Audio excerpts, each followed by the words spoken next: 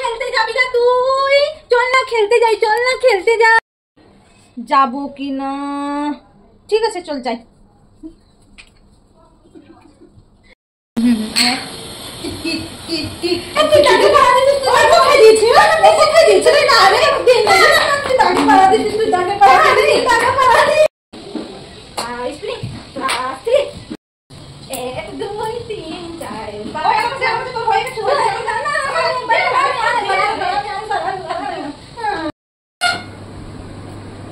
কিরে মামুনি, আয় একটু আমার সাথে কাজে হাতি দে। না মা, এখন আমি বই পড়তেছি। কি করে না হয়ে গেলে একটু আমার সাথে রান্নায় হাতি দে।